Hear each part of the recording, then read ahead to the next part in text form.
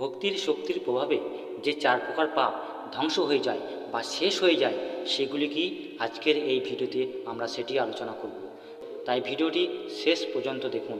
শাস্ত্র অনুসারে ঈশ্বরের প্রতি ভক্তি সাধনের মাধ্যমে আমাদের 4 ধরনের পাপের বিনাশ হয়। প্রথম যে পাপটি সেটি হলো প্রারব্ধ পাপ, যে পাপ ফল দিতে শুরু করেছে। এটি হলো সেই পাপ যার ফল আমরা বর্তমানে ভোগ করছি। আমাদের জীবনে এখন যে দুঃখ, কষ্ট বা যন্ত্রণা আসছে তা এই প্রারব্ধ পাপের কারণে। সহজ কথায় এটি হলো সেই কর্মফল যা ইতিমধ্যে আমাদের কাছে পৌঁছতে শুরু করেছে।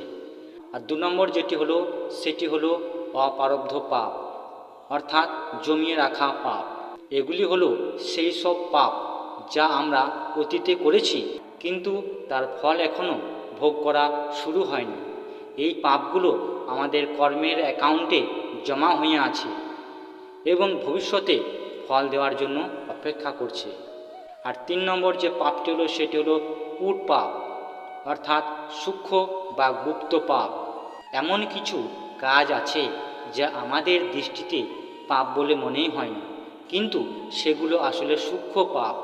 এই পাপগুলো গুপ্ত অবস্থায় থাকে এবং সঠিক সময়ে ঠিকই নিজের ফল প্রকাশ করে। আমরা হয়তো না জেনেই এই পাপগুলো করে ফেলি। এরপরে 4 নম্বর আসে বীজ পাপ, অর্থাৎ পাপের ইচ্ছা বা বাসনা। এটি হলো পাপের মূল। যে সমস্ত পাপ কাজ এখনও করা হয়নি, কিন্তু করার ইচ্ছা বা বাসনা মনের গভীরে বীজের মতো লুকিয়ে আছে, তাকে বীজ পাপ বলে। এই পাপের বাসনা পূরণ করার জন্যই জীবকে বারবার জন্ম নিতে হয়। ভক্তি কিভাবে এই পাপ ধ্বংস করে, চলুন বিষ্ণু পুরাণে কি বলছে সেটা বুঝে নেওয়া যাক। বিষ্ণু পুরাণে বলা হয়েছে, যিনি তার মন, প্রাণ ও শরীর দিয়ে ঈশ্বরের ভক্তিতে নিজেকে সম্পূর্ণরূপে উৎসর্গ করেছেন, তার সমস্ত পাপ অর্থাৎ অপ্রারব্ধ যা ভবিষ্যতে ফল দিত, কূট অর্থাৎ যা গুপ্ত অবস্থায় ছিল, বীজ যা মনের গভীরে কেবল ইচ্ছারূপে ছিল, এমনকি প্রারব্ধ যা বর্তমানে ফল দিচ্ছিল।